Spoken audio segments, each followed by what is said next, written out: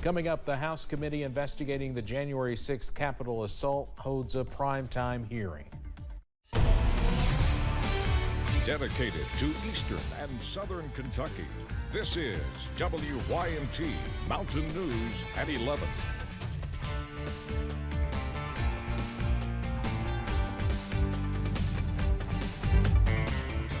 Good evening, I'm Steve Hensley. The Congressional Committee investigating the January 6th attack on the U.S. Capitol held its first public hearing tonight.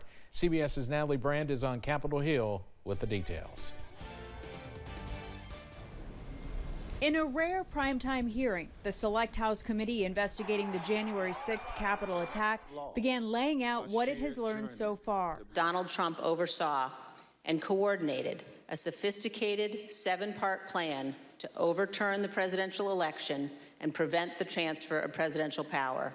The committee revealed video never before seen by the public. I am not allowed to say what's going to happen today because everyone's just going to have to watch. As it played, tears flowed for Officer Harry Dunn, who helped defend the Capitol, and Sandra Garza, the girlfriend of Officer Brian Sicknick, who died the day after the attack. What I saw was just a war scene. The panel also heard testimony from U.S. Capitol Police Officer Caroline Edwards, who suffered a traumatic brain injury that day. I mean, I saw friends with blood all over their faces. I was slipping in people's blood. I just remember that moment of stepping behind the line and just seeing the absolute war zone that the West Front had become.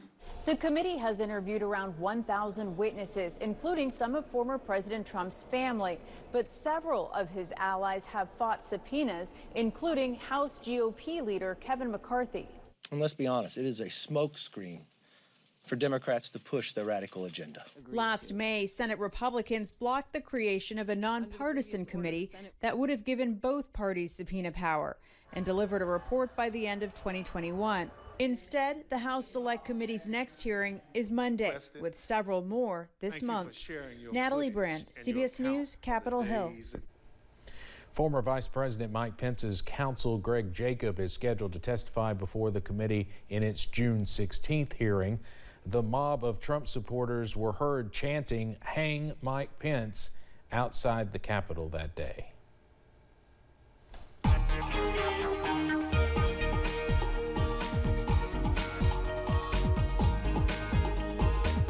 Well, a gorgeous evening continues in the mountains. It was absolutely fantastic throughout the day today, and so far this evening, it's been pretty nice as well. Outside at the moment, well, we're seeing some of those low clouds kind of being lit up by the moon out there. High knob camera UVA-wise, they've already dipped into the upper 50s this evening. We'll continue to see that as we head into the overnight. Still in the low 60s at London Corbin Airport, with an airplane on the runway there. Highs today, wow, these were nice. Middle and upper 70s. Middlesboro got up to 80, Jonesville at 81, but most of us stayed in the 70s column today. Pretty nice temperatures right now. Still have some warmer spots into the low to mid 60s, but many of us dropping already into the 50s. 59 Wise, 58 in Irvine, 59 in Manchester, Williamsburg, and Monticello as well. We'll see those temperatures continue to drop overnight. It's a clean sweep on Pinpoint Doppler. Nothing we have to worry about rain-wise, and we will continue to see that as we head through tonight. But notice off to the north and west, showers not too far away across portions of the Mississippi Valley. Those will be slowly working their way in our direction as we head into the day tomorrow. But for tonight, nothing to worry about, mostly clear. Mid-50s out there for tonight with those calm winds. The latest on when those showers could arrive coming up in just a few minutes. Steve? Evan, thank you. We have an update tonight on a crash involving 3 cars that killed 1 person yesterday in Knox County. Kentucky State Police say they received a call about a crash on Kentucky 11 North. Once they arrived, troopers say 67-year-old Frank Doolin was pronounced dead at the scene. During their investigation, they discovered that 63-year-old Eddie Vaughn tried to pass Doolin's Jeep and swiped Charles Hill's car traveling in the opposite direction. Troopers say Hill lost control, crossing the center line and hitting Doolin's car. Vaughn was taken to UK Hospital. Hill was taken to Knox County ARH. Their conditions are not known. Kentucky Chamber officials, foundation officials, define people in recovery from substance use disorder and those with a criminal background as the fair chance population. WYMT's Zach Hawk has more on how these people may find personal recovery and help the Kentucky economy. Officials with drug recovery programs like Isaiah House say there's a stigma against hiring people in recovery, but there shouldn't be. I look at my situation and you know, 2 years ago, I walked into a treatment facility, and now I'm fortunate enough to be in a director's role. To combat the drug epidemic across the Commonwealth, Kentucky Chamber Foundation officials created the Fair Chance Academy and recruited its first ever 20-person cohort. Businesses spent 3 full days with us at the Kentucky Chamber to engage in panels, group discussions, trainings. We really aim to provide them the right tools for supporting their employees. The academy focuses on achieving 2 goals: get Kentuckians back to work and support people on their recovery journey. It's taboo to say that you're an alcoholic or a recovering addict. And that nowadays, that's just is a lot of times, unfortunately, that's kind of become a norm where there's a large percent of our workforce out there who are people in recovery. Chamber officials estimate that about 55,000 Kentuckians were pushed out of the workforce by substance use disorder. There's such opportunity for businesses to hire and retain individuals who are from those fair chance populations. So this Fair Chance Academy is a way for businesses to become better equipped to support their employees and learn alongside other businesses who have that same need. And Academy partners like Isaiah House officials say future business leaders can come from any background if given a chance and support. A lot of employers may be sitting there right now and they don't even know it, but maybe their next manager, maybe their next director is sitting inside of a treatment facility. Chamber officials say 20 business leaders graduated in the first ever Academy cohort. Zach Hawk, WYMT, Mountain News. Kentucky Chamber Foundation officials tell us that the 20 participating business leaders in the Academy represent about 30,000 Kentucky workers. Chamber officials added they look forward to hosting another academy next year. Health officials are tracking a growing number of hepatitis cases worldwide. Kentucky is now reporting 6 in the state so far.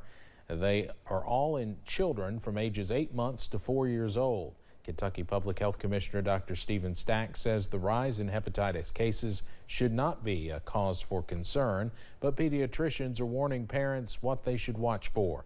They say hepatitis means inflammation of the liver, and it can lead to jaundice, which is a yellow tint to the skin, as well as abdominal pain and sometimes vomiting. The cause of these particular hepatitis cases still unknown right now. A federal program is putting USDA employees in Kentucky. The Rural Partners Network is a new initiative from the Biden-Harris administration that puts federal liaisons in economically challenged communities. Local leaders are encouraged to contact the liaisons to receive help navigating federal resources. And so it's a commitment from the federal government, from the Biden-Harris administration, to identify challenges, barriers to accessing some of our programs, to making things work better on the ground, and respond to those challenges with solutions. At least 2 federal officers will be put in hazard. Kentucky is one of only 5 states chosen for the initial pilot program. Across the nation, pollinators like bees are becoming scarce, but local agriculture experts are aiming to start more beekeeping associations across the region. Soon there will be new beekeeping associations in Leslie and Bell counties. With all the ways pollinators benefit our daily lives, local extension office agents like Aaron Redmond say creating and maintaining these clubs is important for the future of agriculture.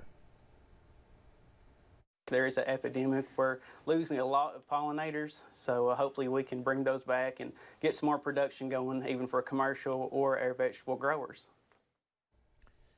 If you're interested in learning more about beekeeping or to even acquire your own hive, Redmond says you can contact your local UK Extension office. As the addiction epidemic continues to grow, we have also seen a rise in success stories of people overcoming. Among those is the Hazard Rebound Center's Rhonda Hall, who is now working as a peer support specialist. She says recovery takes a lot of hard work.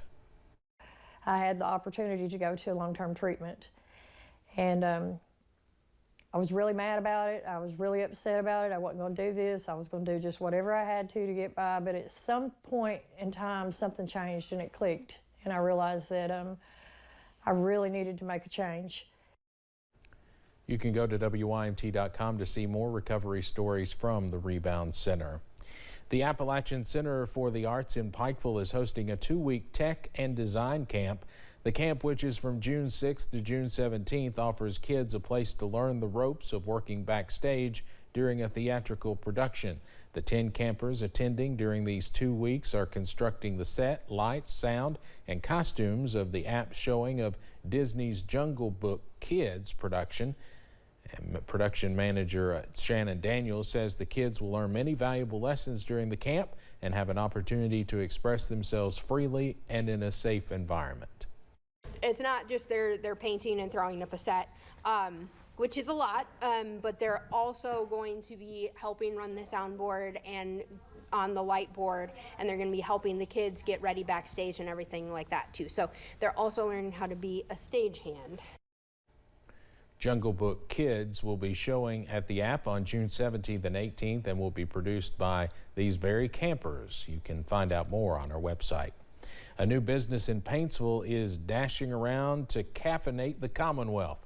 Dashing Suns, a mobile coffee and caffeine shop that started in Paintsville, is hitting the road to bring coffee drinks, especially Red Bull Zingers, Italian sodas, and more to those looking for a little boost.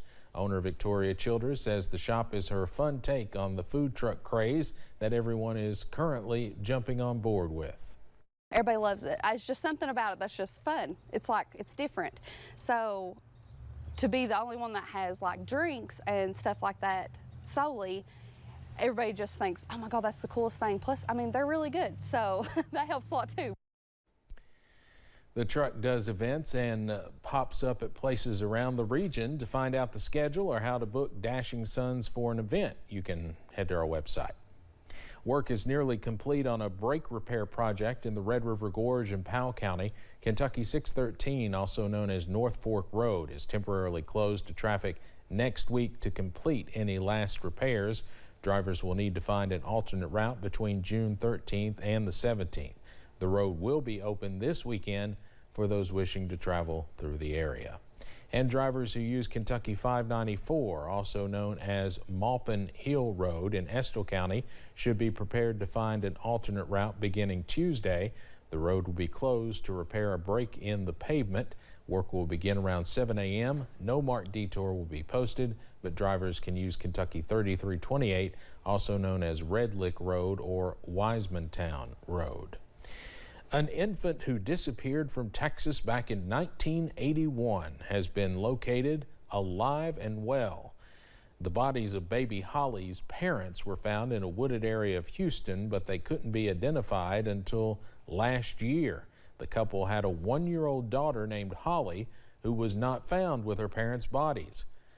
A release from the Texas Attorney General's office says the victims' extended families began searching for Holly, and she was recently located on what would have been her father's birthday. She is now 42 years old and has reconnected with her biological family.